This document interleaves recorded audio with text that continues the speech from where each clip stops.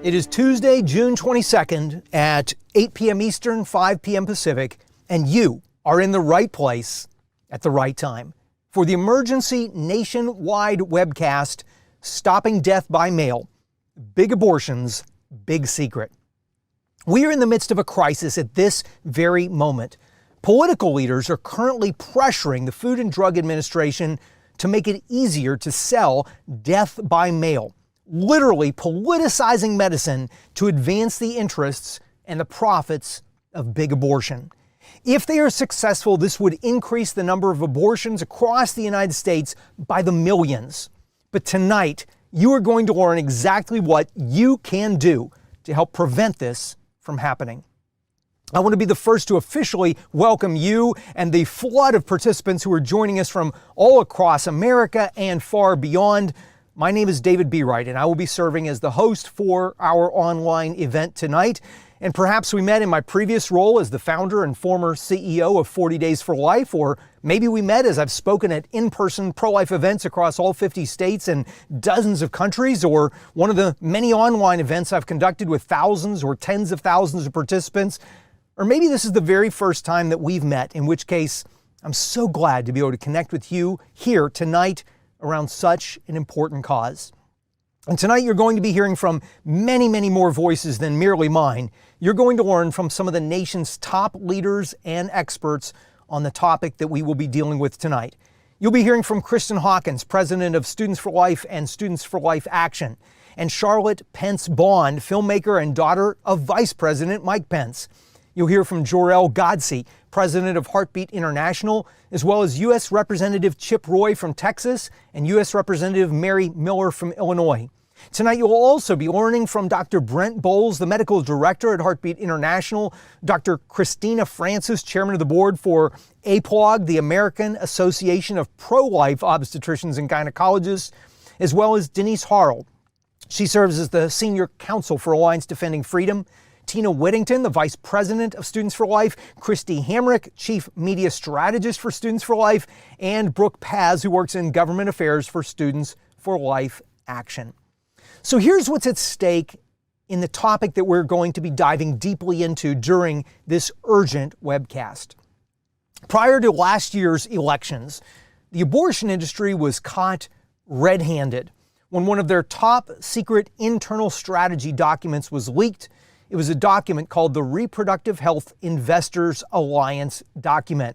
And it was an overview, a 94-page document outlining the entire abortion industry's multi-year strategy across all 50 states of how they were going to expand abortion in a way that would hurt more women and end the lives of more children. One of the shocking revelations from that document was that the abortion industry recognized a weak link in their model, and that was the traditional abortion clinic. And they realized that to overcome this weakness, this constraint, they needed to dramatically raise funds to expand the use of chemical abortions. Also, they indicated the desire to continually lower the level of medical providers who would be prescribing these deadly drugs, and they described their intent to make abortion pills available through telemedicine and, yes, even mail order, literally death by mail.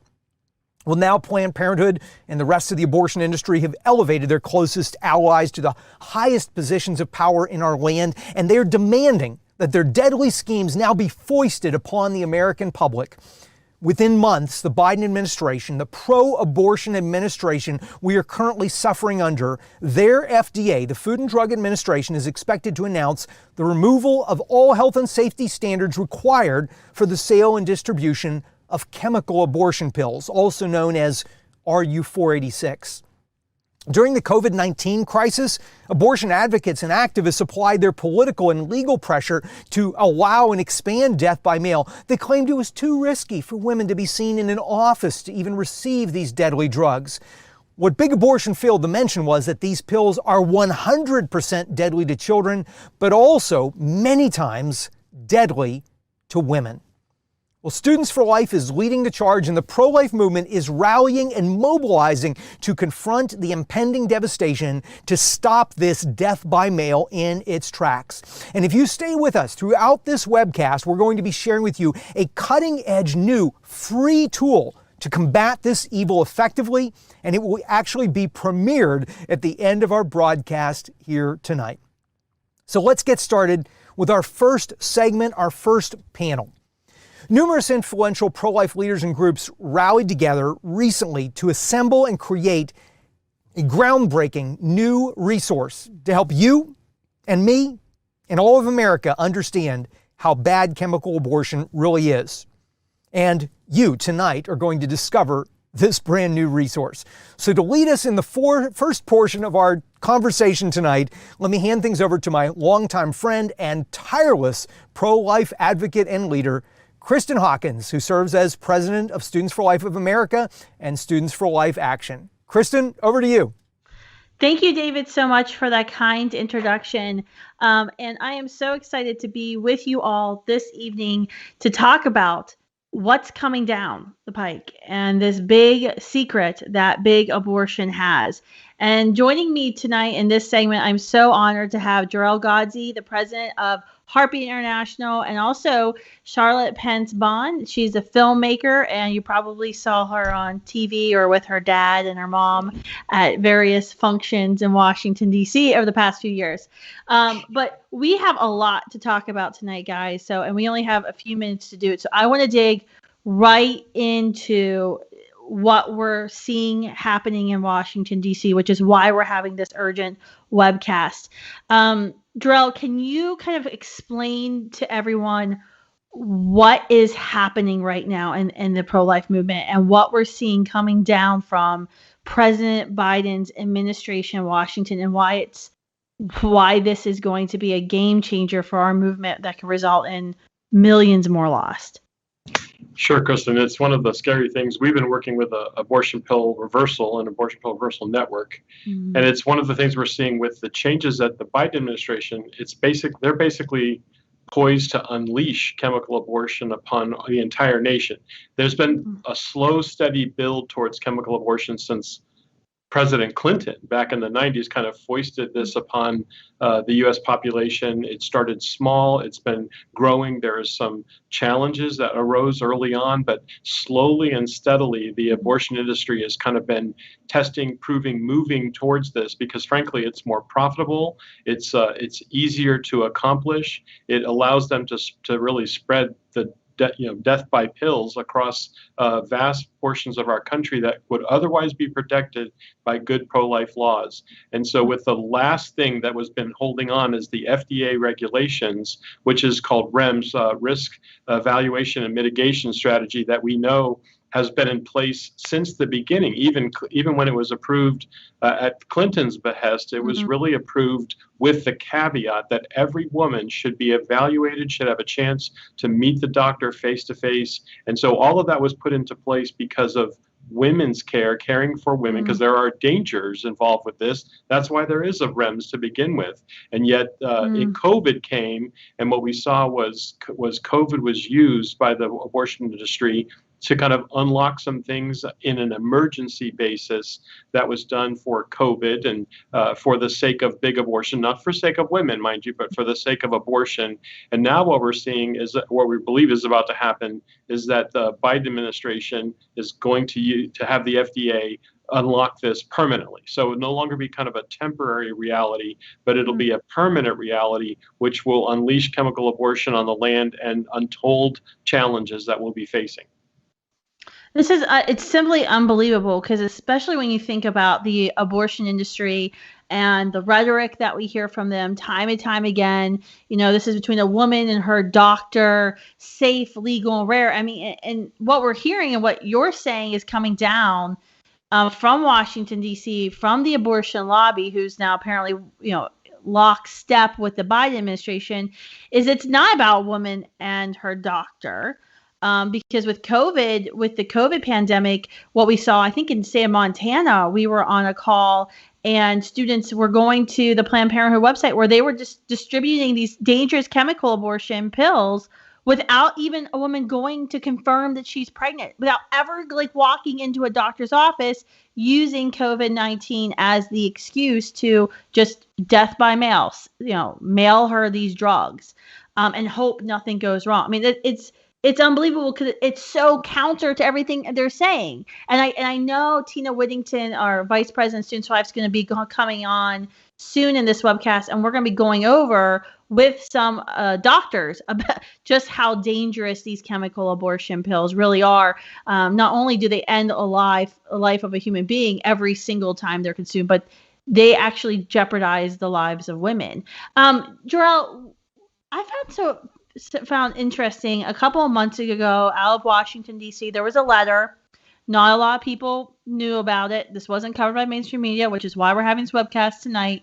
But in the letter, it was a President Biden appointee there at FDA, and she was actually arguing for dropping these REMS, risk evaluation mitigation strategies. Hopefully I said that right. Yep.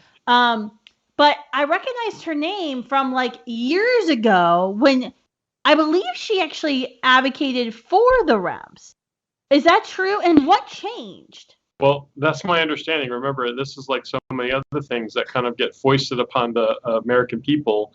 Is in order to get it approved to begin with, we want to have all of the safeguards in place. We want to make sure it's done properly, it's done carefully, but suddenly, now that it's in place, it's now we no longer need to be careful. And careful with what, actually, Kristan? Careful with, of course, women's lives. What women are facing, and the abortion industry continues to kind of position chemical abortion as a simple procedure. It's not a problem. It's very simple. You take medication. In fact, they call it medication abortion or medical abortion. Well, lots of things are medical. There's lots of medications, but almost none of them, statistically require REMS or have required that to be the case. And yet the FDA is moving. Now, this is not new in total, because the ACLU sued to have the FDA REMS removed a few years ago. So it's not like this is new, but what's happened, COVID has really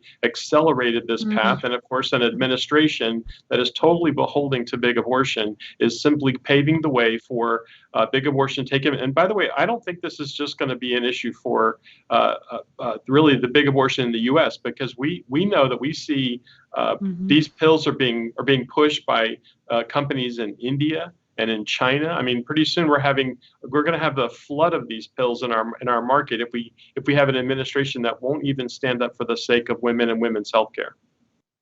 That's unbelievable. And it's so frustrating because it's what do we do? You know, we can obviously vote pro-life first, and I think Charlotte probably could speak for days about the importance of voting pro-life first. Maybe you don't want to, and you're like, no more voting talk ever again. But I mean, we can vote, but now we're stuck right now with the most pro-abortion administration in the history of America. I mean, even more pro-abortion than President Obama. If you look at appointees like Javier Becerra, who's now the head of HHS, which is, the de facto head of the FDA, which is the governing body that's making these decisions. This isn't a bill that we can stop. This is a mandate that's coming down from President Biden's administration. And so I think it's so frustrating to be sitting here as a pro-life activist saying, well, what do we do? Do we just, start training people, building our war chest for, the 2024 election? Like, what can we do right now? And I think that's what's so exciting about what this new tool that we have to kind of premiere to the pro-life movement tonight, is because I think it's something that it's not a be-all, end-all solution, but this is a great tool for us to use to educate ourselves in the pro-life movement, spread the word of what's happening in Washington, D.C., which I think will lead to a domino effect throughout America. So I'm so excited about this new tool to share with you all. Charlotte, I don't want to spill the beans anymore. Tell us, what are we talking about? What's this kind of free new tool that everyone in the pro-life movement can utilize that we're releasing tonight, which is why we're having the webcast? Yeah, it's really exciting, Kristan. I'm super pumped. We've made basically 5 videos that people can watch, and so they're free. Everybody can check them out.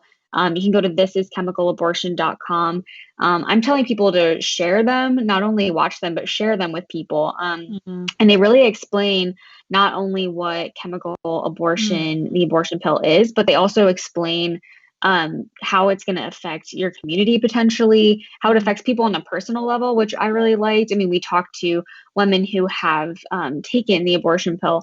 We talked to doctors who have helped women go through the abortion pill reversal process and, successfully had healthy babies born after that. And so that was one of the most amazing things I found out kind of doing these videos with you guys, was kind of seeing that process. Because even being in the pro-life movement for a while, I didn't know that much about abortion pill reversal. And I'm really excited to kind of share that side of it, because I think the more people that know about that, then there's a greater chance that if somebody does have regrets after taking that first pill, they can reach out to the abortion pill reversal network and potentially save the life of their unborn child.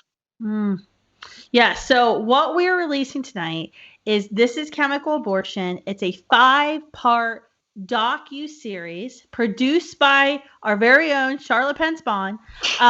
Students for Life, Heartbeat International partnered on this effort, and we need to get this docu-series far and wide, which is why we all need y'all's help to, as what Charlotte said, share this. Don't just watch the video. If you go to thisischemicalabortion.com, obviously watch the 5 videos. They're short mini episodes.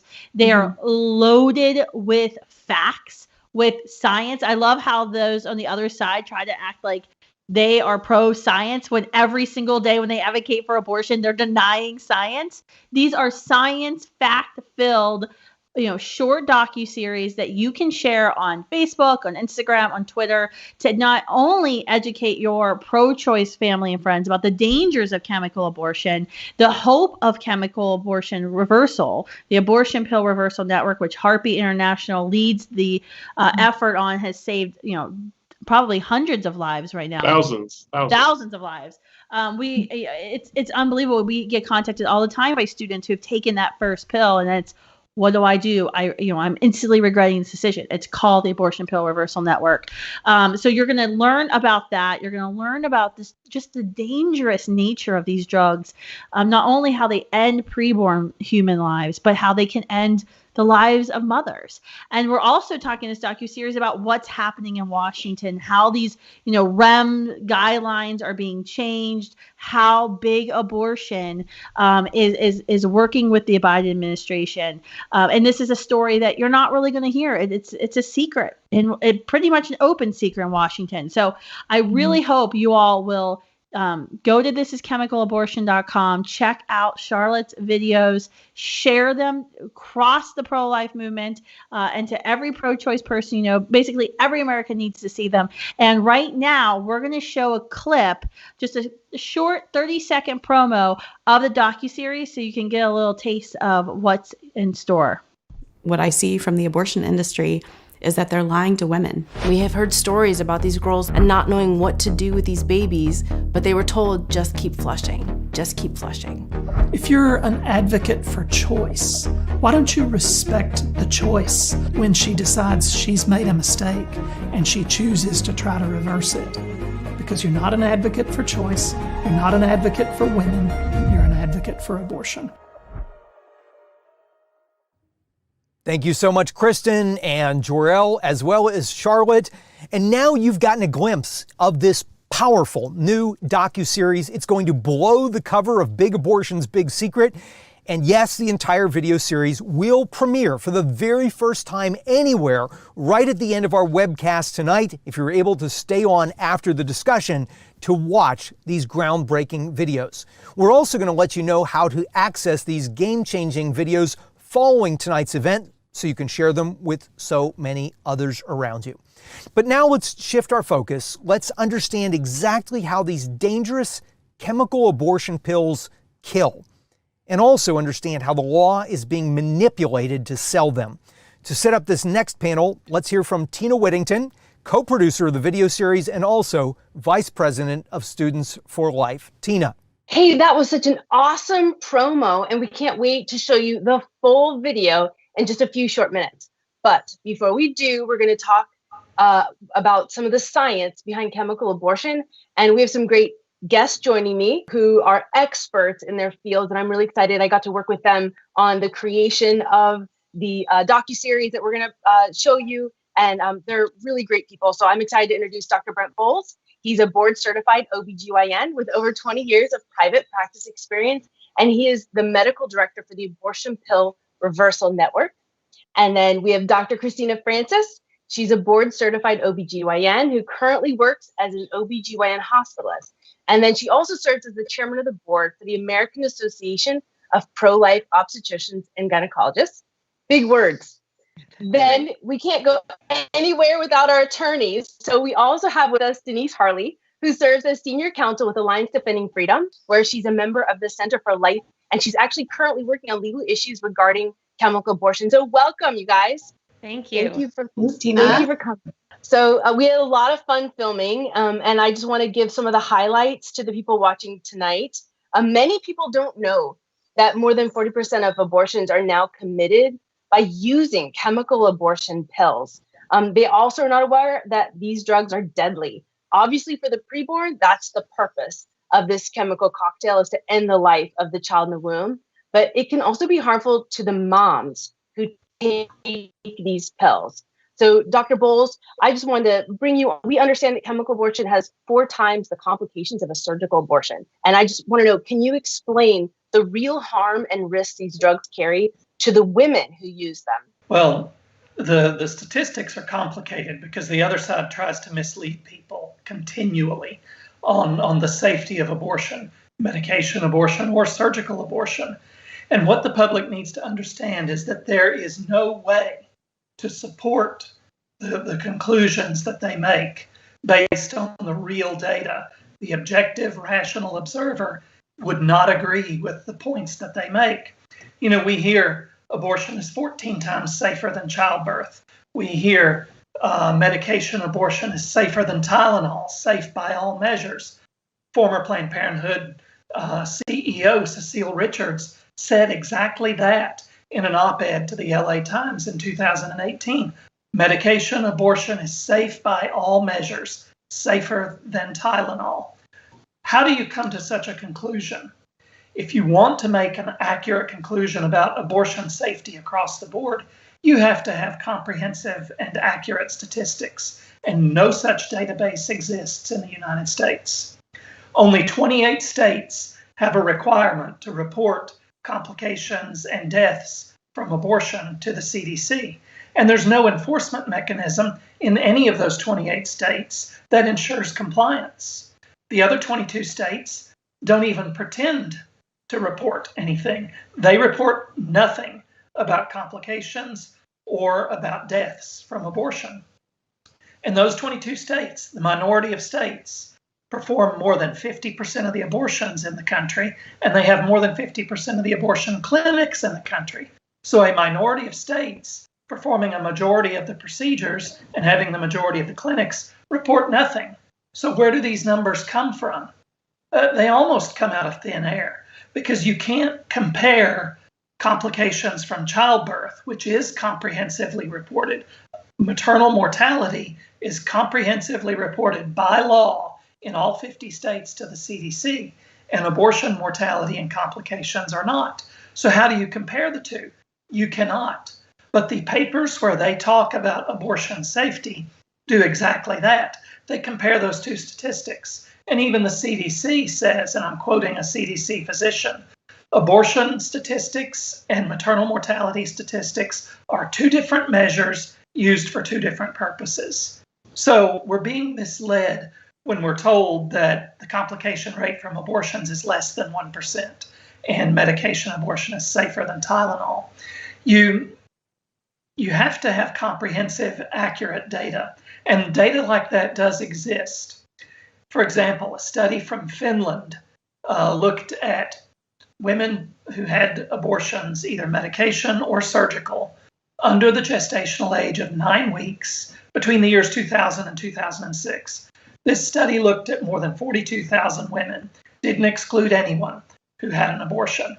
And they register, they record, they report that 5% of surgical abortions under 9 weeks have at least one immediate adverse event.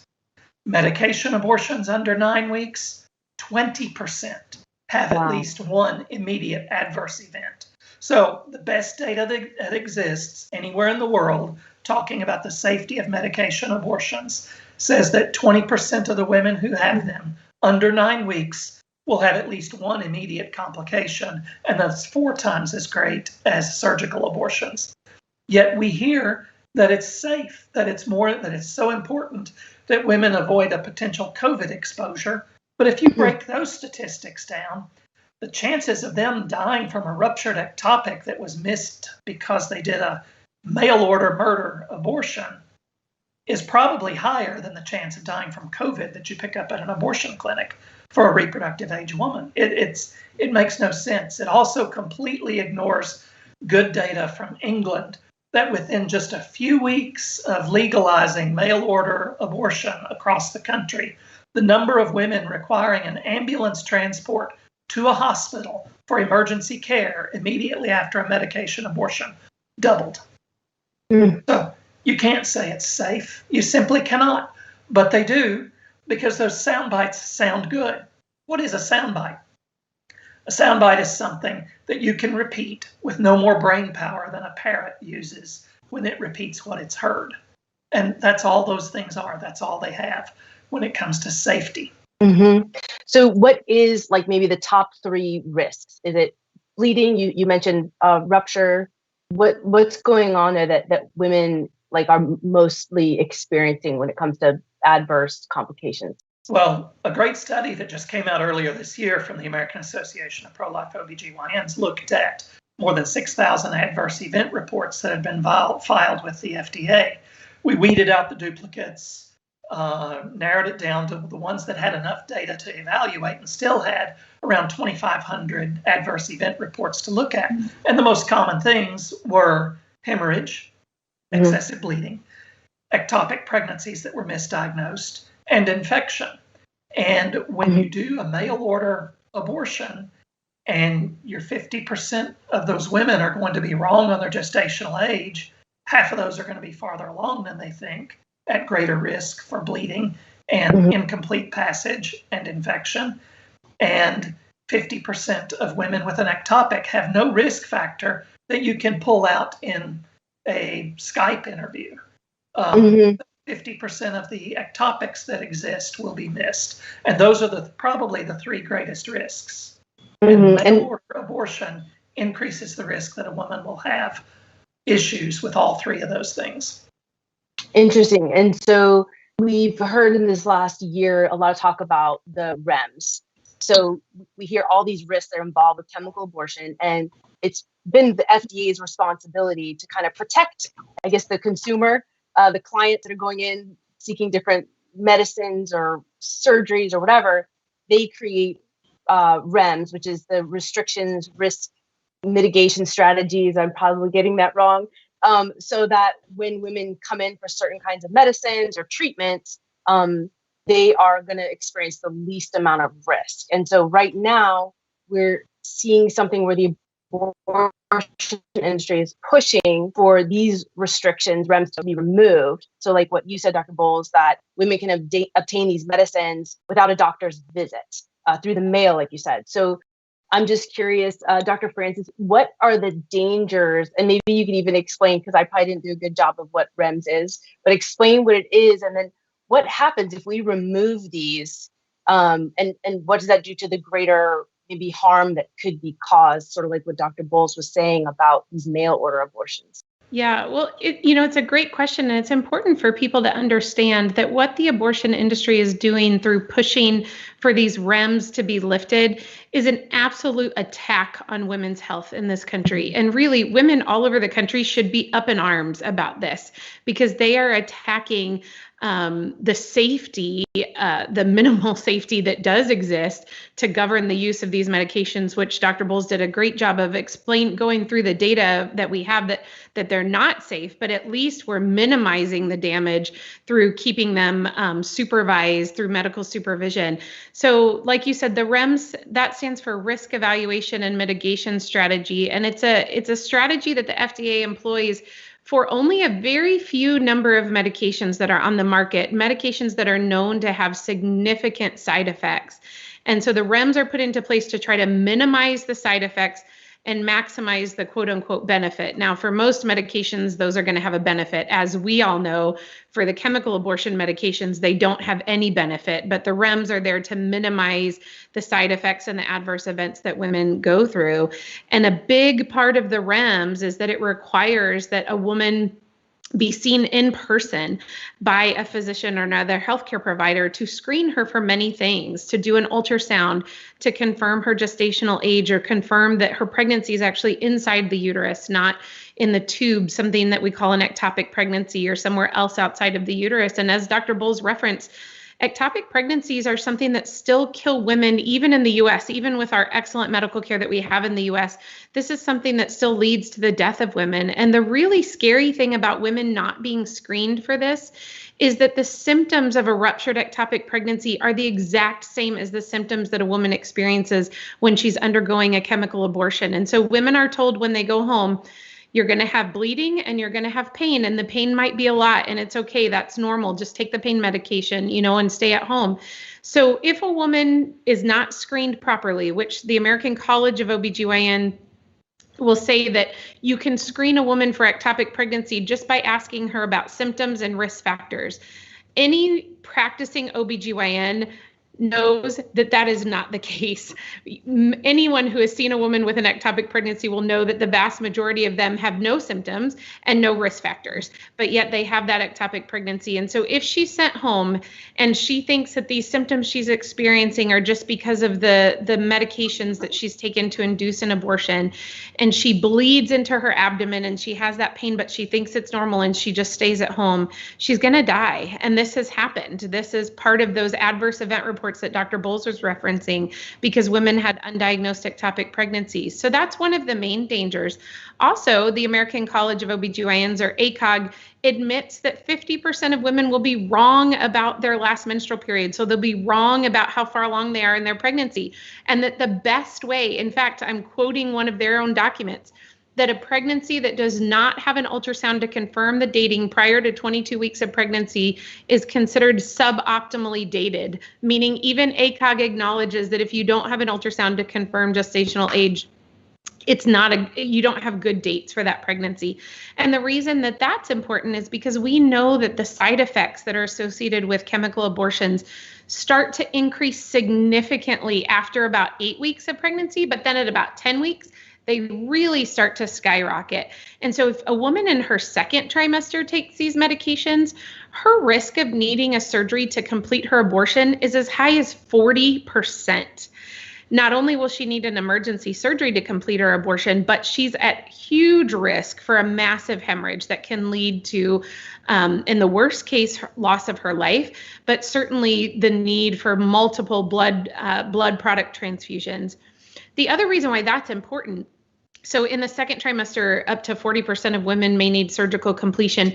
In the first trimester, anywhere from, on the low estimates, 8%, on the high estimates, 20% of women will need a surgery to complete their abortion.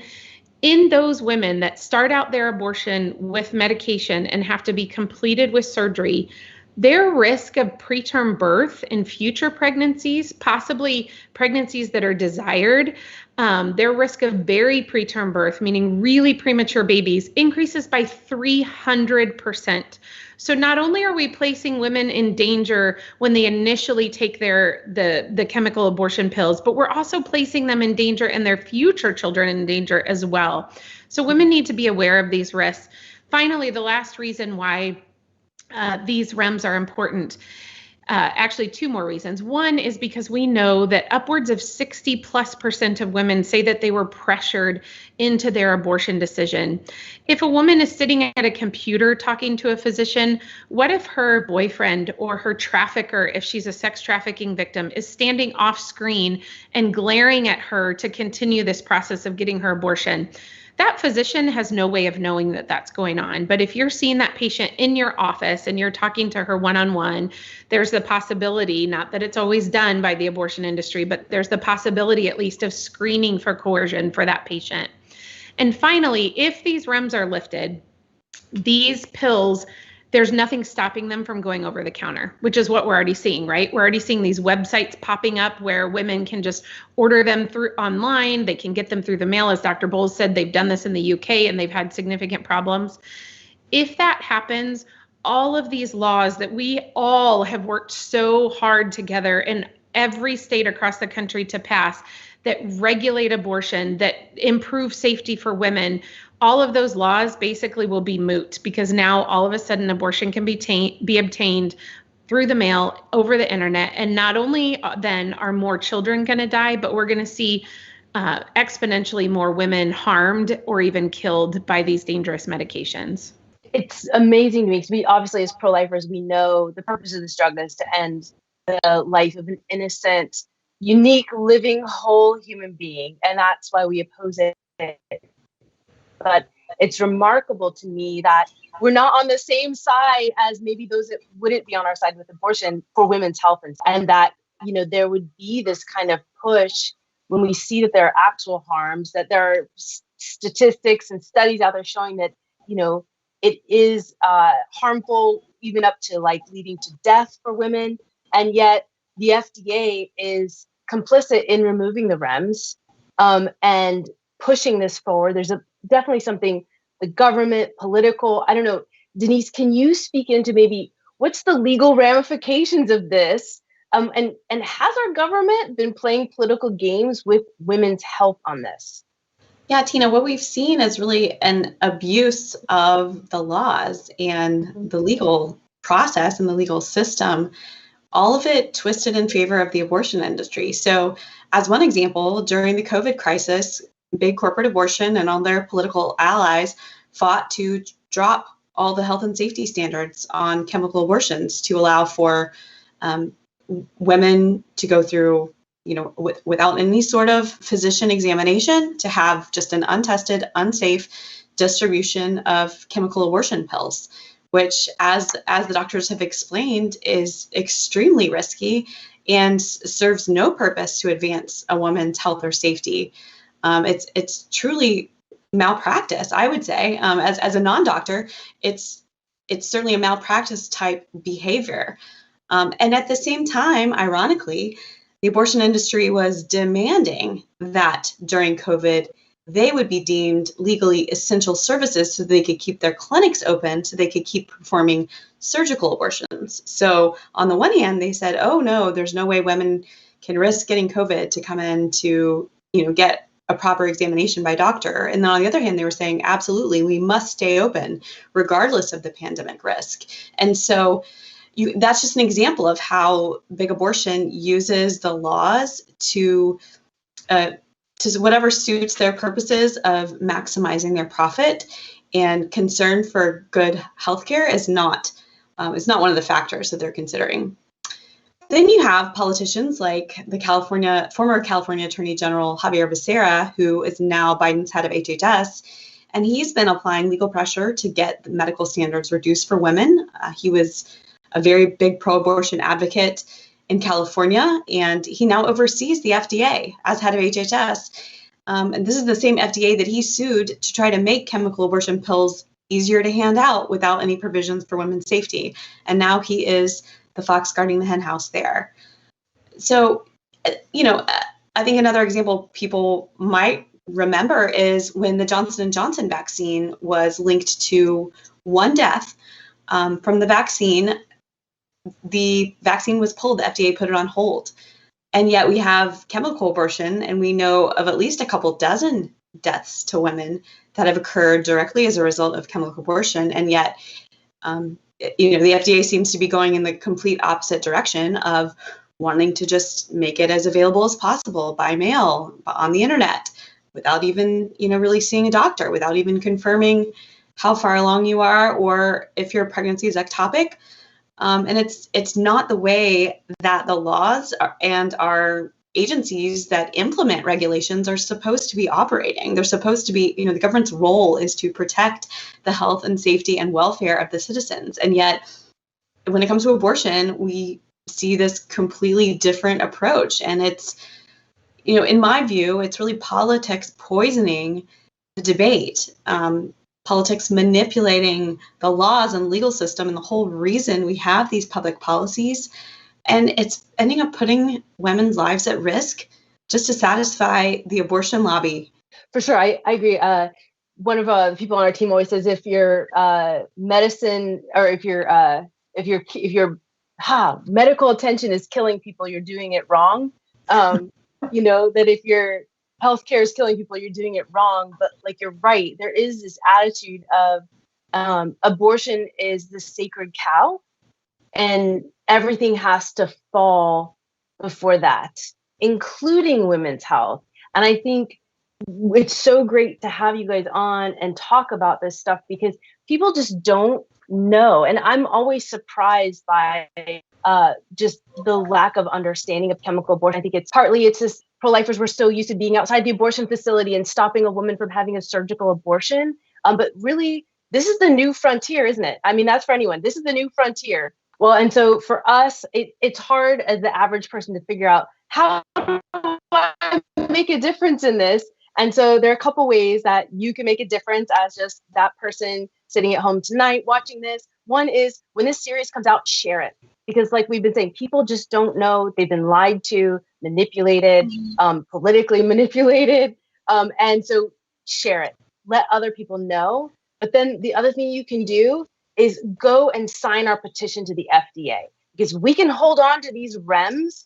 That will do some good in holding back the scourge of this kind of mail order chemical abortion coming into people's homes, harming women, ending more and more lives of the precious preborn. So you can head to thisischemicalabortion.com to take action. I encourage you to open up another screen on your computer so you don't log out of this, and go ahead and thisischemicalabortion.com, take action, sign the petition. Thank you guys for joining us. I'm going to bump it back to David. Thank you so much, Tina, as well as Dr. Francis, Dr. Bowles, and Denise. And now let's begin moving toward exactly what you and I can do. How can we be part of the solution to this chemical abortion crisis? So for this portion of the discussion, let me turn the floor over to Brooke Paz, who works in Government Affairs for Students for Life Action, and she will be talking with U.S. Congressman Chip Roy. Brooke. Thank you, David, for that great introduction. Congressman Roy, thank you so much for joining us tonight to talk about this incredibly important and timely issue.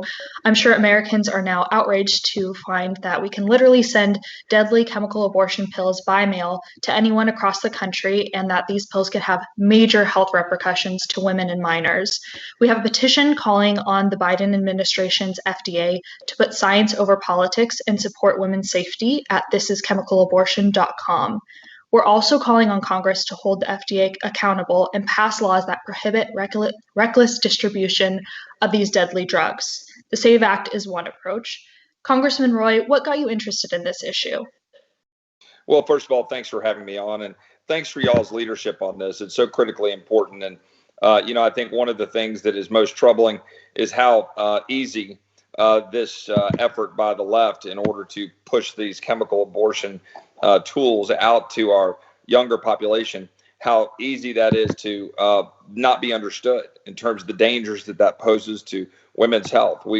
Those of us who are in favor of protecting life, we're all out there advocating for the unborn all the time, and often lost in that from the left is the danger posed to women's health, both physically and mentally. And so one of the things that I thought was critically important was for us to address this, particularly at universities and colleges, where unfortunately taxpayer funds are being used to, allow universities to be able to dole the chemical abortion tools out to these young ladies. And I think we ought to stop that. I think we shouldn't allow that. And so I've introduced legislation to try to prohibit the use of federal dollars unless colleges and universities certify they're not using that for those purposes. And, I've been interested in the life issue for a long time, but it hit home when my godson who's a healthy young boy today, his mom told her OBGYN to pound sand when her OB said that she should abort him because a scan came up a little funky, showing that his the sides of the brains weren't going to talk to each other properly, and basically was just saying, "Hey, go get an abortion." She's very pro-life, and she held the line, and now we've got a beautiful boy as your godson, and so it really hit home for me personally. That's wonderful to hear, and we really appreciate you taking the initiative on this issue. It's so important. Now, not all Americans have as amazing representatives as you, Congressman. How can people get involved, make an impact, make their voices heard?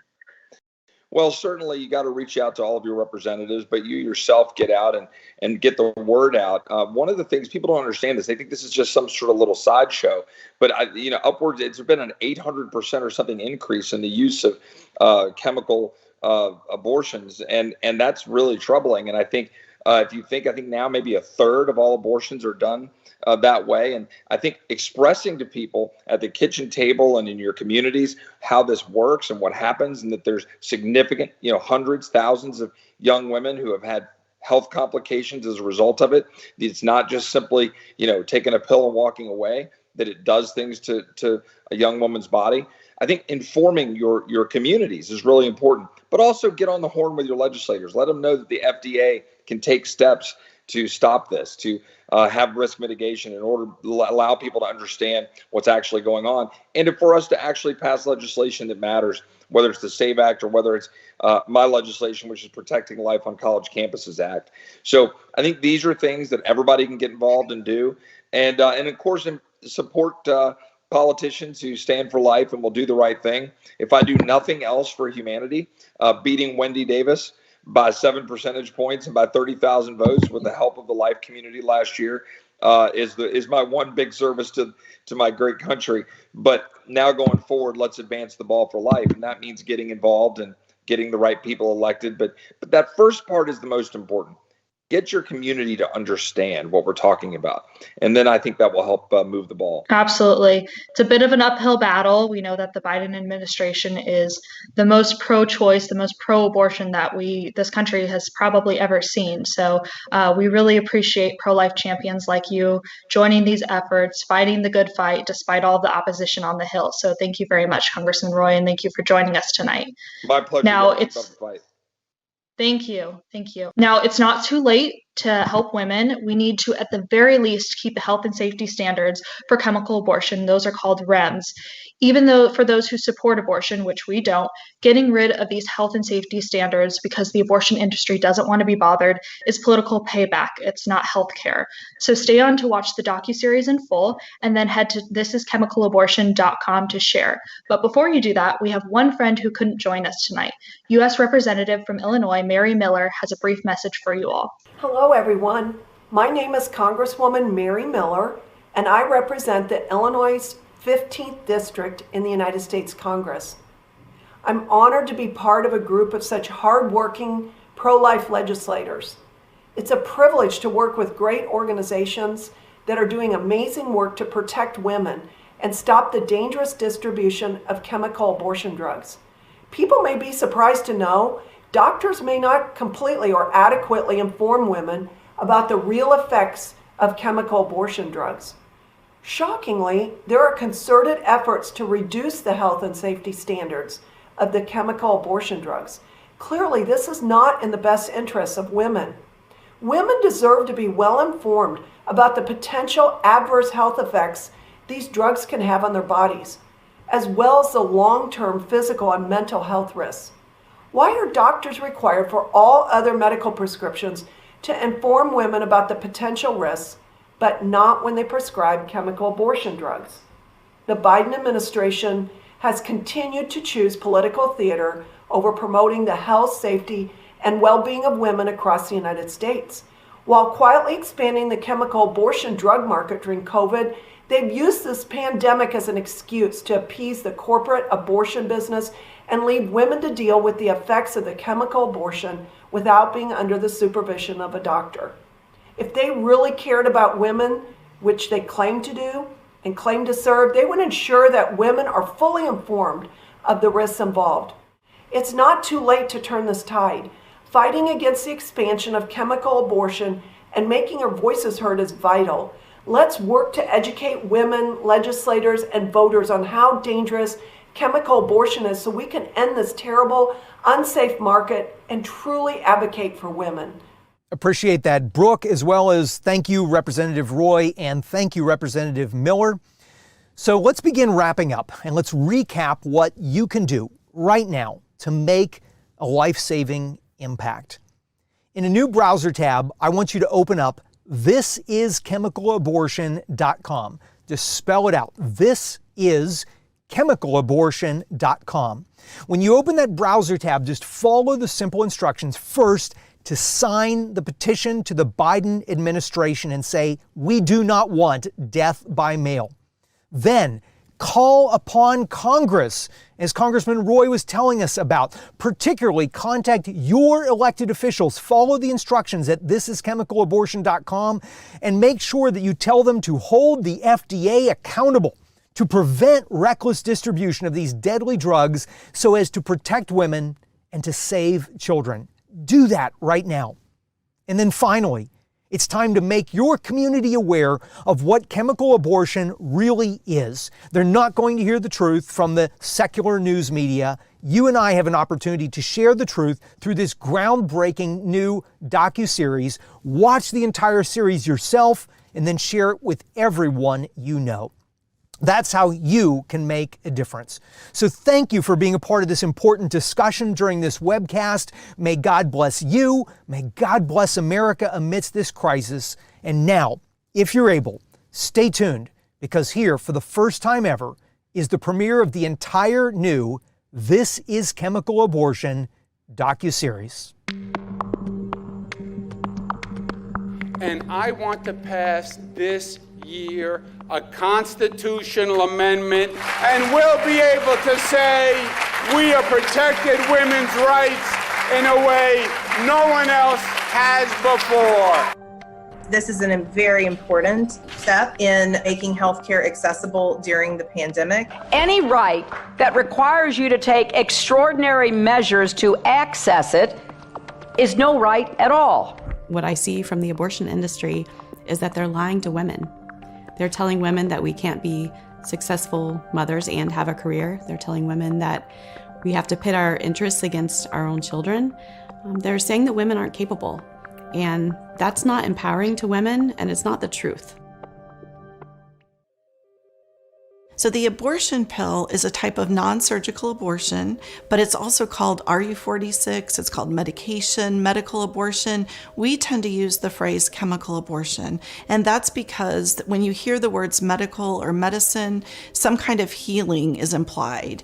But with chemical abortion, we know that the only intention of these chemicals is to end the life of that preborn child. What we commonly refer to as the abortion pill is actually a combination of two different medications. That first medication is what actually leads to the death of her baby. What mifeprex does is it binds to the receptor that's meant for progesterone, and it blocks the action of progesterone. Then nutrients and other things essential for the baby's development are not able to get to the baby like they should be. What misoprostol does is it induces contractions of the uterus and then eventually expel the baby and any other pregnancy-related tissues that are inside of her uterus. My experience at Planned Parenthood was cold, and to some extent, yes, I had responsibility in this. I walked into an abortion provider's office and said, I need an abortion, and that's what they gave me. So that's to be expected, but what I didn't expect to happen was to be so under-informed, and really now what I think it was misinformed. I was misinformed about what body with a chemical abortion. I was told, again, this will be much like your monthly menstrual cycle. Everything I had read online, expect some bleeding, expect some cramping, we'll give you some pain medication. It was really portrayed as chemical abortion is no big deal. When a woman who is already in typically a desperate situation, right? She finds herself pregnant, she's not ready to be pregnant for whatever reason, or she thinks she might not be able to take care of that child. So she already is very vulnerable when she goes to an abortion facility. She's relying on them to give her accurate information, but oftentimes that's not what she receives. Women are told that this is just like a miscarriage, that it will be like a heavy period, and that's it. I think most women would say, even if they have heavy periods with heavy cramping, that this is not the kind of pain that would require narcotic pain medications or require medication to help with the nausea and the vomiting that occurs when a woman is undergoing a medication abortion. I've seen one abortion center website promising a painless process. And that's simply not true. That is a statement that is unsupportable and indefensible. When you watch the movie Unplanned, or you listen to Abby Johnson's testimony about how her medication abortion was not what she expected it to be, that is what's consistent with what I've seen with my patients. They didn't expect the bathroom to look like a slaughterhouse from all the bleeding. They didn't expect to see the formed baby in the toilet. They didn't expect it to feel like they were in labor for a full day with no epidural. And that's not every woman's experience, but it's common enough that it is manifestly unfair for an abortion provider to tell the patient that she's just going to have a little bleeding and cramping that's no worse than a period, because that's what they're usually told. And they're usually told by many centers, when you feel it's about to come, sit on the toilet and then flush, don't look, because they don't want the woman to have the memory of seeing what is clearly a recognizable human being. So now the abortion industry gives her a pill and then gives her a bag and tells her to go home to finish her abortion. And they're telling her she's gonna have, cramping, she's gonna have heavy bleeding, like a bad period, and she has to go home and complete the abortion on her own. The abortion industry in this case has completely abandoned her to her own devices. They tell her, go home, you're gonna pass the product of conception in your toilet and just keep flushing. And what these young women don't understand is how much pain to expect, how much bleeding is too much. At what point do I look and see what am I passing? And I think that's the real abandonment here, because she is not just passing a product of conception, she's passing her baby. And oftentimes they do look and they see in the toilet their baby floating there. We have heard stories about these girls picking them up and not knowing what to do with these babies, but they were told, just keep flushing, just keep flushing. I wish they told me these pills wouldn't end the baby's life. It came out in a sack with all the limbs and eyes, heart still beating. If I knew that would be the outcome, I would have never done it. Has anyone who has had the medical abortion seen the fetus when it passed? I was 9 weeks and yesterday I saw it in my pad when I went to change it and couldn't stop crying for a while. I just don't know how to feel, and I wasn't expecting to see it, especially with so many details. It just broke my heart. Women undergoing abortions often are not certain about their decision. It is not the picture that Planned Parenthood paints, where women are just know what they want to do and they just want to get it done. Women are torn, ambivalent. Sometimes all they want to hear is supportive information. And that's why these laws that so many states have passed for abortion-informed consent are absolutely critical, where a woman is actually, even if she's seeking an abortion, even if she's going to an abortion provider, is given a lot of detailed information about the development of her baby, what her baby can feel, what her baby's limbs and organs are doing. In some cases, the woman is told explicitly, abortion ends the life of a whole, separate, unique, living human being. And all of that information is important for a woman to have when she's making this decision. A woman doesn't give up her right to know the truth just because she's seeking an abortion. But that's what the abortion industry wants. And so I think their goal is to undercut the narrative about the reality of abortion. The abortion industry, I don't think it really advocates for women, because if they were women's advocates, they would recognize the dynamic person that is sitting in front of them who's considering an abortion. But they don't. They train their counselors to do one thing, and that's sell her an abortion. Whether it's a surgical abortion or a chemical abortion, that's their bottom line goal. They are an industry. They spent over $60 million in the political campaign for Hillary Clinton in 2016. $60 million. Planned Parenthood was founded 100 years ago, giving women the care they need to live their lives and chase their dreams. No limits, no ceilings. They didn't spend that on women's health. They didn't spend that to make sure women had resources, because again, they don't see the dynamic woman in front of them that just happens to be facing an unexpected pregnancy. Her life is changing and she's trying to figure out, how do I change with it?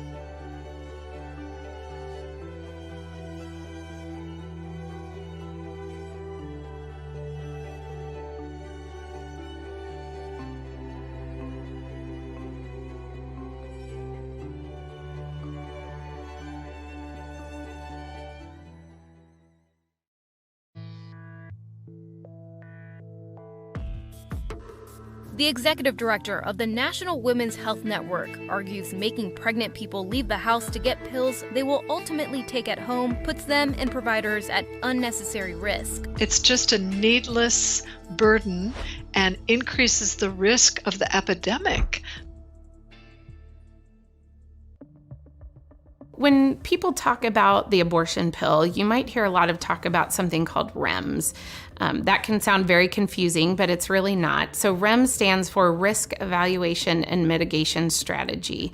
And what it is, it's a method for the FDA, the Food and Drug Administration, to control the use of certain medications that have the potential for very significant and severe side effects so that the benefit of those medications can be maximized. There are over 20,000 approved prescription agents in the United States today, over 20,000. Only 57 drugs have been deemed sufficiently dangerous to require what's called a REMS strategy. A REMS protocol is placed on a medication if its prescribing needs to be restricted, if certain precautions need to be taken, or if the provider that's providing it needs special training. Only 57 out of more than 20,000, and one of those is mifepristone, RU486, the abortion pill, whatever you want to call it.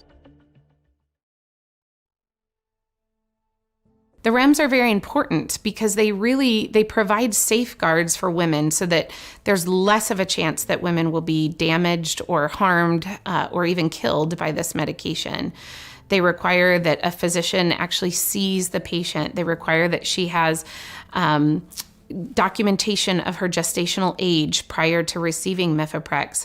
They require that the woman receives informed consent about the potential side effects of mifepristone and to know the warning and the danger signs that might exist where she would need to come in to be seen. They also require that the physician rule out an ectopic pregnancy or a pregnancy that's outside of the uterus. This is something that can kill a woman if it's not diagnosed.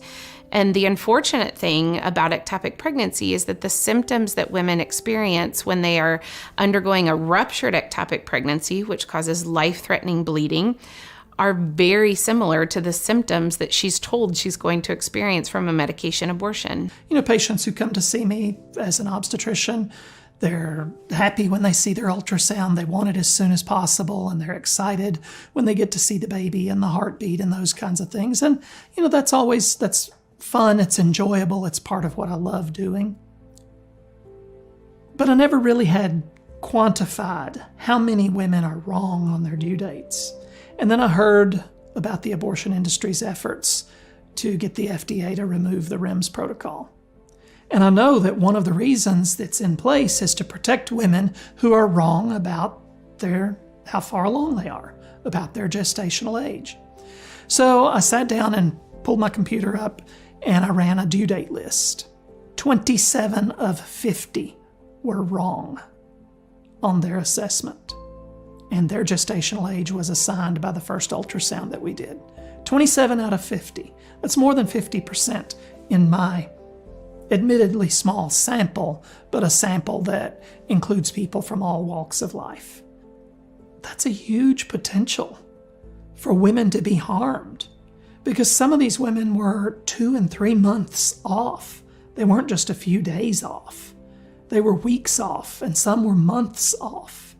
And If a woman who's 16, 17, 18, 19, 20 weeks and doesn't know it and doesn't get an in-person evaluation to document that, and then she takes that first pill and then 2 days later she takes the second pill, she is far more likely to have complications. She is far more likely to have an incomplete process. And because she's much farther along, when a baby that's 8 or 10 inches long comes out instead of a tiny little peanut-sized fetus, she is far more likely to be traumatized. What we've seen with the COVID excuses is more of the same, where women are just so burdened to get anything done. But moms across America were able to feed their families and get to the grocery store and cook and, yes, make doctor's appointments and go safely during the pandemic. We have all figured it out together. We're wearing masks, we're distancing.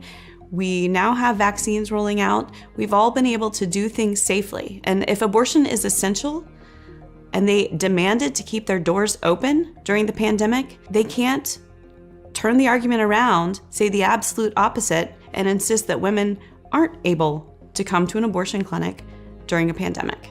It's been chaos. We've had health centers flooded with calls from patients who are worried about their ability to get the care that they need. That means either exposing themselves or other people to the new coronavirus.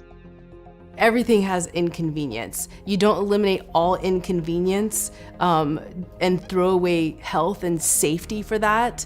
I need to go to a well women's checkup. I can't do that through the mail, but I need to do it. So I have to deal with the inconvenience of scheduling the appointment, getting myself there. There are just things in life where you don't eliminate the inconvenience at the cost of women's health. If it is strictly a women's health issue, then if women are as entitled to safe health care as everybody else is in every other field of medicine, there are protocols that need to be followed. There needs to be accountability in the abortion industry, and there's not. They fight against it at every opportunity. They fight against the inspection of their surgical facilities. No other surgical facility in the United States is exempt from being inspected by the county health department or the state medical board, but the abortion industry doesn't have to answer to those standards, and they don't want to answer to a REMS protocol either because it makes it more difficult for them to make a lot of money. When there are common sense regulations like brief waiting periods for abortion, so for example, a woman gets informed consent, she's given an ultrasound, and then she has 24 hours to consider that information before undergoing the abortion procedure. Planned Parenthood and abortion providers sue to strike down those laws. Just an hour ago, a judge halted that law from going into effect on July 1st with a temporary injunction. It would have required a woman to wait 24 hours before having an abortion. Now, this is a momentary win for Planned Parenthood and the ACLU, who sued the state. It's really shocking to think that a woman wouldn't want just a brief amount of information, a brief amount of time to consider the information about the procedure. But the abortion industry challenges every single law that would slow down their profits or decrease their profit margins at all. And it's an egregious outlier in the field of medicine, where in every other area of medicine, there is great deference to state legislatures to protect the patient's health and welfare and safety. And yet in abortion, there seems to be an exception where any sort of normal health and safety regulation is viewed as some sort of political obstacle, when in fact it's just there to protect women and protect the life of the little human being inside of her. That's why the REMS strategy is in place, to require that the woman have an in-person evaluation where either by physical exam or ultrasound it is documented that she is as far along as she thinks she is and not farther, and that she does have a pregnancy inside the uterus and not in the fallopian tube. Those are not measures designed to make it more difficult for a woman to get an abortion. Those are measures designed to protect her health and safety. And if the abortion industry were really advocates for women, they would go along with that. But they're not. They're advocates for abortion.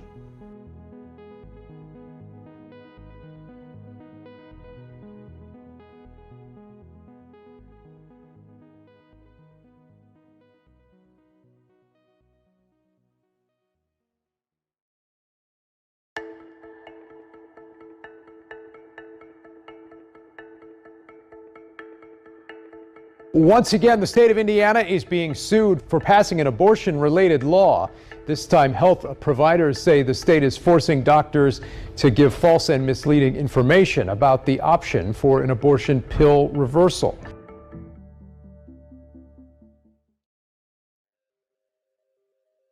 Two independent physicians around the same time came up with this idea. They had patients, as medication abortion became more common. It was first approved in the year 2000 for use in the United States. So as it became more common, there were women who would go to the abortion clinic and they would take that first pill and sometimes be in tears with regret by the time they got to the parking lot. They were thinking, why did I do that? What did I do? I shouldn't have done that. So they desperately began reaching out to physicians. And Dr. Matt Harrison and Dr. George Delgado both were approached at around the same time by patients who were in that very situation. And they didn't know anything about it. Nobody did. So they just looked into the physiology of how medication abortion works. And it's all a matter of interfering with the progesterone. So they theorized that if you add progesterone to the woman's system, increasing the amount of progesterone that's in her bloodstream, it will compete with the progesterone blocker and do what the progesterone is supposed to be doing. And so the way it works is if a woman calls the network hotline and she gets connected with a physician who can provide her with progesterone, she starts taking progesterone immediately. The sooner she takes it after taking Mifeprex, the better, but it needs to be taken within about 72 hours of taking Mifeprex. And then she takes progesterone every day. And we've looked at different ways of giving the progesterone, whether it be through a shot or whether it be through a pill that she takes. And it actually appears that just taking the pill is the most effective method. Through giving progesterone, we are able to save almost 70% of babies after women have taken Mifeprex if they take progesterone, which is amazing. And because of that, today there are more than 2,000 babies that are alive because of abortion pill reversal. So sometimes when a woman has started a chemical abortion and she's having regret, she will call back to the abortion provider to try to seek answers of how she can possibly continue this pregnancy. But what we commonly hear from women is that the abortion provider is not helpful. They often will give her information that is untruthful and not based in science, not based in any kind of study. They are commonly told that the baby will be born with birth defects, the baby will be born with delays, and that is not based in any kind of science. There's never been a study that shows this, but it's in an effort to convince a woman to complete the abortion that she no longer desires. They also will sometimes tell them to come into the clinic to complete the abortion there, to take the misoprostol there in an effort to coerce them to finish the abortion.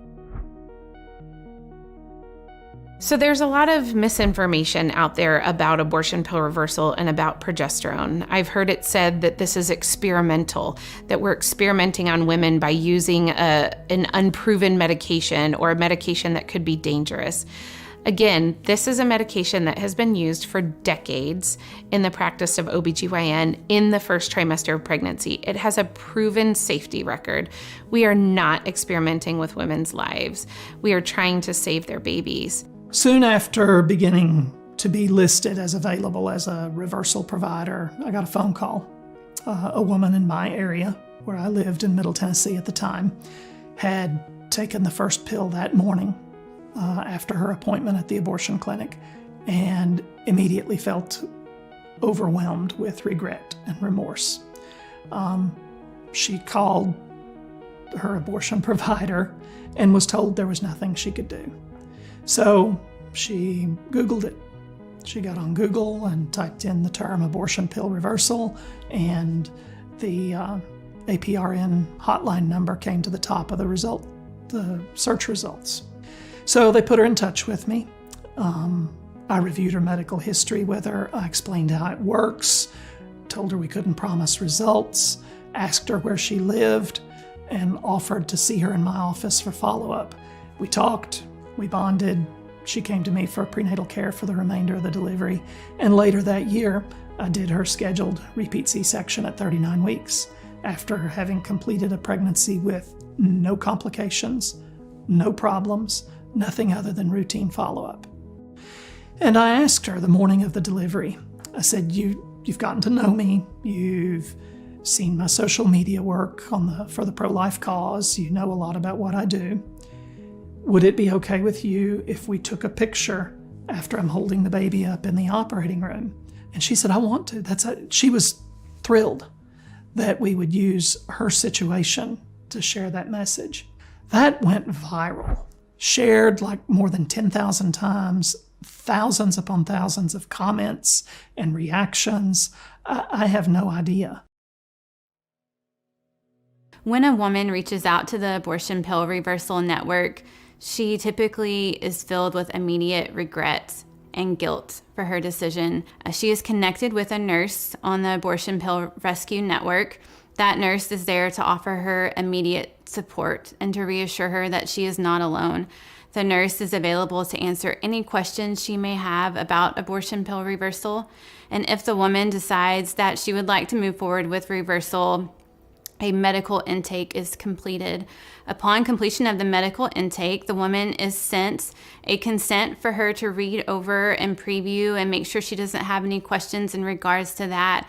If she reads the consent and she would like to begin reversal, she sends her signature to the nurse, and then the nurse locates a provider in her area that is able to help her. Once that provider is located, he contacts the woman and they immediately begin the abortion pill reversal protocol. The nurse then also connects the woman to a pregnancy help organization in her area. Those organizations are available to her to offer her ongoing support, encouragement, education, and they can even help with material needs that she may be in need of. So there's nothing harmful about it. Progesterone has been used in women's health care for 50 or 60 years. Any woman who is on a prescription form of birth control is taking or getting some form of progesterone every day. Postmenopausal women who are on hormone replacement therapy, if they still have their uterus, they're getting a form of progesterone every day. And with regard to pregnancy, the form of progesterone we use is used commonly to reduce miscarriage risk. In women who have had multiple miscarriages, it's used commonly to reduce the risk of preterm delivery in women who've had prior preterm deliveries. So there's nothing that they can legitimately point to that says that this experimental treatment should make you afraid because it's not safe. It's safe and it's effective, and there is no data that shows otherwise. It's very important that we get information about abortion pill reversal out into the general public. Women need to know that this is a possibility if they change their mind. This isn't forcing women to do anything. Women who go to get a medication abortion are free to complete it if they choose to do so. But if we are about empowering women with information and giving them all of their choices, why wouldn't we want them to know that this exists? For someone that claims to be pro-choice, it is a great question for them as to why they would not support reversal, as we can all agree that progesterone has been safely used in pregnancies since the 1950s. A true advocate for women would want women to have all the information needed prior to making a decision. A true advocate would want to make sure a woman has all the truth and the facts. An informed decision is the best decision. Women deserve honesty, women deserve truth, women deserve facts, women deserve proper medical care, and women deserve to have a second chance at choosing life for their unborn child.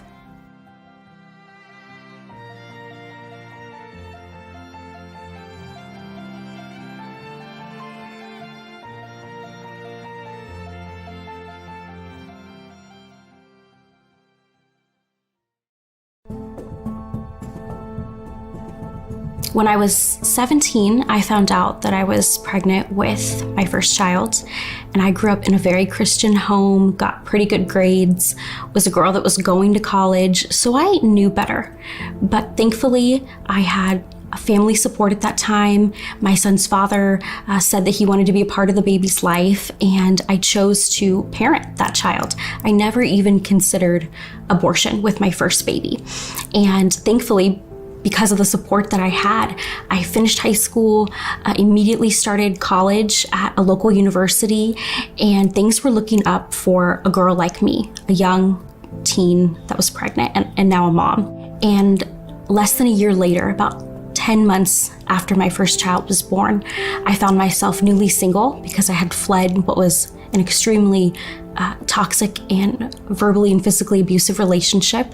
I was a freshman in college living with my baby in my parents' home. I was 18, almost 19 years old, and I actually found out that I was pregnant for the second time. And this time there was no silver lining. There was no, I can do it. In fact, my dad's words kept replaying in my mind. And those words were, we've helped you so much the first time with your first baby that don't you dare get pregnant under my roof again. And oh, if you do, you will be forced to leave. We will kick you and your son out. So I sat there in a dirty grocery store public restroom staring at a positive pregnancy test thinking, my son and I are going to lose it all. I'll have to drop out of college. There goes my future. I'm going to be alone and broke and have no family. No one will ever love me.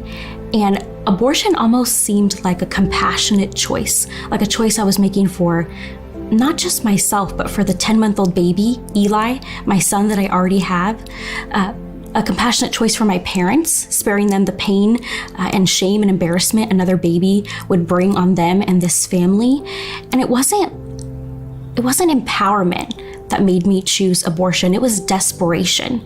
I wanted so badly to go back in time and to take this pregnancy away, but I couldn't. And I thought abortion was the best option for a girl like me. But after I started that chemical abortion, after I took that first RU486 abortion pill, I was sent on my way with a brown paper bag. And by the time I got to my car, it was like this crisis, foggy, storm-filled lens I was trying to see through sifted, and I could now very clearly see what I had just done. And I searched on my phone after praying. This time I did pray first, looking for guidance from God. I just said, God, if there's a way out of this, please help me find it. And if not, please help me to forgive myself. And thankfully, online, I found out about abortion pill reversal, called the hotline, stuck with the regimen, which was progesterone back into my body to counteract that abortion pill. And of course, the abortion clinic said this would never work. And it did. I carried to term. And on October 20th of 2013, I gave birth to another little boy, my second son, and he was born perfectly healthy. His name is Zachariah, which means the Lord remembers, because looking back at our situation, I can clearly see God, and God had a plan for me, even when I didn't think he did, and he was in control, and God had a plan for the child that I was carrying. So when you're working with young people, these are folks who've set a vision for their life. They're working towards a particular educational goal or career goal, and they've really envisioned and planned out their life. And so when they're faced with an unexpected pregnancy, something that wasn't a part of their plan, they have to take that moment, and we have to walk with her and take that moment with her to really mourn, because it doesn't matter where you're at in life, whether you're in college, you're in a career age, you're married, you're single, your whole life as you know it, no matter what choice you make, has changed. Kind of an epiphany I had, someone shared this with me, Peggy Hartshorn from Heartbeat International said that when a woman is in this situation, it's like she has 3 bad options. Because I can parent and, in my view, give up all my dreams, or make all my dreams a lot harder to attain, or I can place my child for adoption and then I'm a bad mom because I've given up my child, or I can have an abortion, which most women understand and know ends that child's life. As women, we are capable, we are strong beings. We can do a lot of things. And to try to tell us that we have to kill our children in order to succeed is demeaning to us. Women are able to accomplish great things when they put their minds to it and when they have support. And so to the woman who's facing a crisis pregnancy, I would say to you that you are strong and you can do this. You can make the right choice for you and for your child. And if that choice is for you to be a parent to that child, there are resources out there that can help you with that.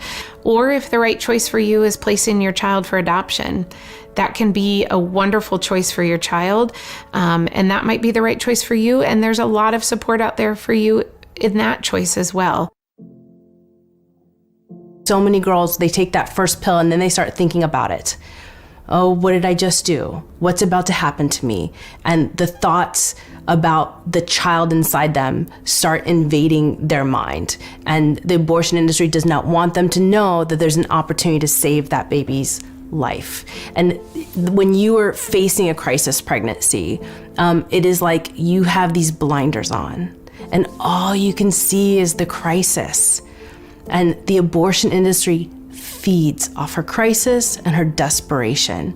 But there is a whole community out there ready to help her take off those blinders and see the bigger picture, like abortion pill reversal, but the abortion industry doesn't want her to see it. Why would an abortion provider want to refuse to give a pregnant mother the ultrasound of her baby? Why would an abortion provider file a lawsuit so that they don't have to give a woman information about the development of the fetus inside of her?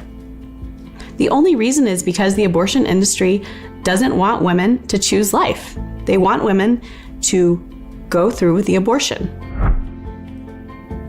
So these lawsuits are frankly outrageous. The fact that abortion providers would hire teams of dozens and dozens of lawyers and go to every state in America and try to strike down almost every single abortion law on the books is shocking. And it should be horrifying to every person in America who wants to know, what's this pro-choice movement really about? They're really about profits. And I'll just ask you, if you're an advocate for choice, why don't you respect the choice a woman makes when she decides she's made a mistake and she wishes she hadn't done that and she chooses to try to reverse it? Why will you not advocate for her then? Because you're not an advocate for choice, you're not an advocate for women, you're an advocate for abortion. That's why they lie to them like that. HB 1577 would force clinicians to give patients false, misleading, and dangerous information. This false information is the idea of a so-called abortion reversal, an experimental treatment that has been soundly disproven. Not only that it is not effective, but in fact that it has dangerous and potentially deadly complications. In my personal opinion, when I think about the abortion industry and how they claim to be so pro-choice, it would make sense to me that pro-choice would include the choice to change your mind, right? The choice to then access abortion pill reversal. But that's not the case. They cannot stand APR or abortion pill reversal. And at first, I really didn't get it. I thought, why is this clinic mad that I've changed my mind? What's it to them? I owe them nothing. And I think, honestly, it comes down to a couple different things. I think one is money and profit. And I think two is the politics of abortion. And they think that if you don't 100% agree with them, then you by default are 100% against them and you must be eliminated. And that's what they're trying so hard to do with the abortion pill reversal network, is to eliminate it, to debunk it, to call it junk science, fake science, to say that women never regret this decision, so it's not even needed or relevant. And I think that they're going to fail in doing that, because stories like this are continuing to come out, and women do regret the decision to start a chemical abortion, and women are so grateful to have that second chance at choosing life for their child. And so really, if we truly cared about women, if we truly cared about them being able to make an informed choice, a key tenet of medical ethics is that people deserve to have informed consent. That means they deserve to know what all of their options are, and they deserve to know the risks and the benefits of all those options and what alternatives might exist. Abortion pill reversal is an alternative to abortion when a woman has already begun an abortion, and so she deserves to know about it. And hiding that fact from women, what the abortion industry is saying is that we don't trust women to make their own decisions. We want to say what's best for them. But those of us in the pro-life movement, those of us at APLOG, we are there to say that we trust women. We know that they're intelligent creatures. We know that they can make good, informed choices when they're given all of the information.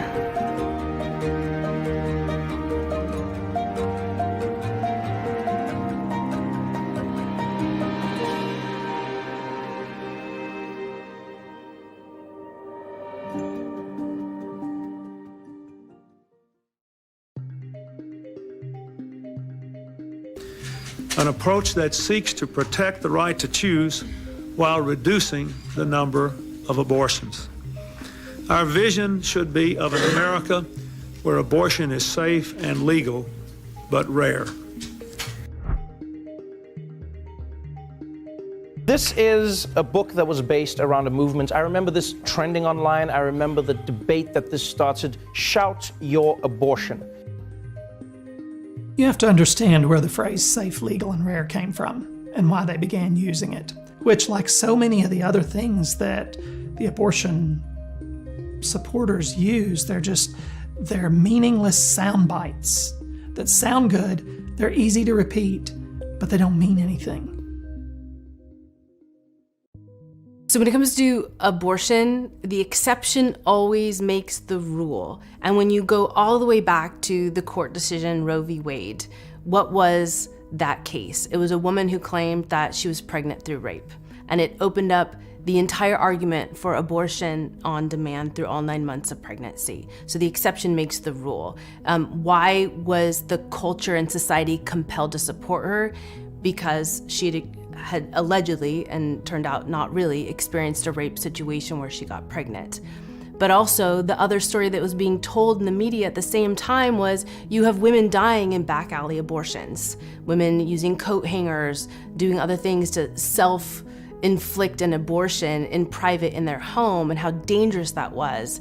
And so one, it was the exception makes the rule. You know, in the case of rape, it's okay, so let's open the door for all. But then, isn't it just so much more compassionate to offer women a doctor to walk with them through this process so that it can be what next became known was safe, legal, and rare? Again, we just see the hypocrisy of the abortion industry. So early on, the argument was safe, legal, and rare. Abortion should be rare, but we just want to make sure that women are safe so that they're not doing these back alley abortions, by themselves in their home with a coat hanger. That was the scaremongering behind the push to legalize abortion. Now we don't hear any of that. We don't hear anything about wanting women to be under the thorough, good care of a medical professional in those rare circumstances when abortion is necessary. We hear, shout your abortion. We hear, should be available on demand. Access should be immediate. And the idea of pushing chemical abortions out over the counter would be going back to that place where women are deprived of any sort of medical care. It certainly wouldn't be safe. It would not be rare. And that actually is the goal of the abortion industry. And that's how we see that everything that comes out of their mouth, everything in every lawsuit that they file, trying to strike down common sense health and safety laws, is all for one goal, which is to expanding the number and access to abortion.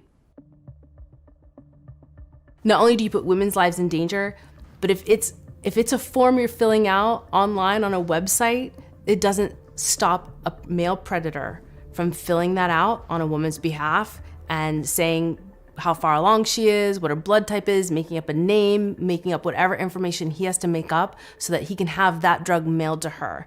Again, the abortion industry doesn't care about her health or her safety, or they would not allow these doors to be opened up. What we've seen is stories where the fathers of unborn children have slipped the drug to the pregnant mother and caused abortions without her consent, without her knowing, without her choice. It is a local story that has been shocking the nation. A boyfriend charged with tricking his pregnant girlfriend into taking an abortion pill, resulting in their unborn child's death. The other context is in sex trafficking. So in sex trafficking, one thing we know is that the traffickers take their victims to obtain abortions because so long as the victim is pregnant or visibly pregnant, she is out of commission and the trafficker can't make his money off of her. There is a high percentage of trafficking victims who undergo repeat abortions over and over again, coerced, under duress, without their consent.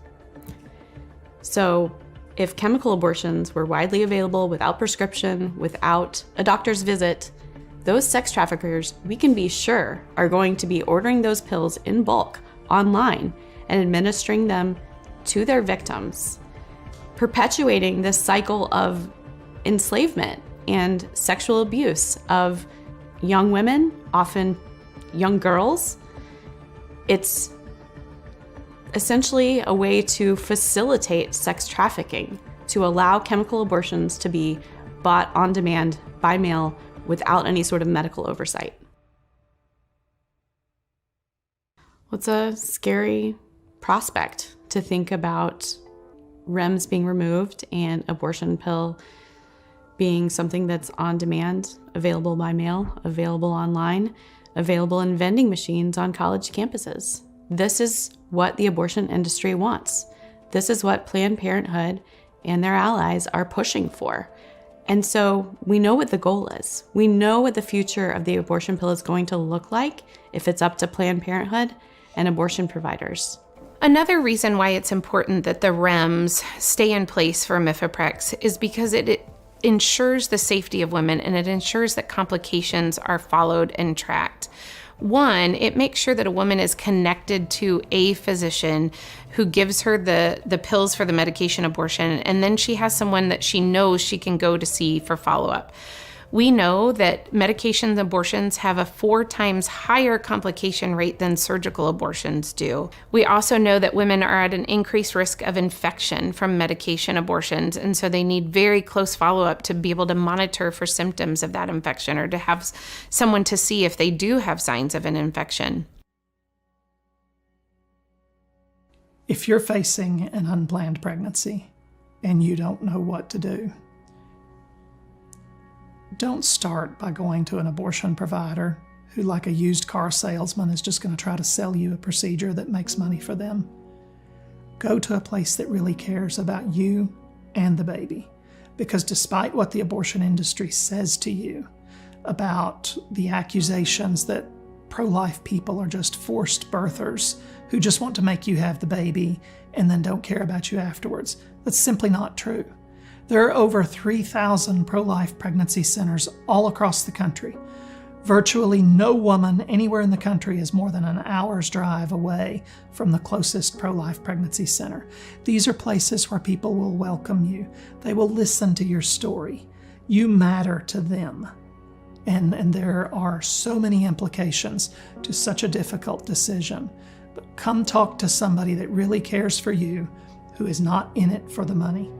Because these pro-life pregnancy centers are not going to accept one dime from you, and they're never going to ask you for anything.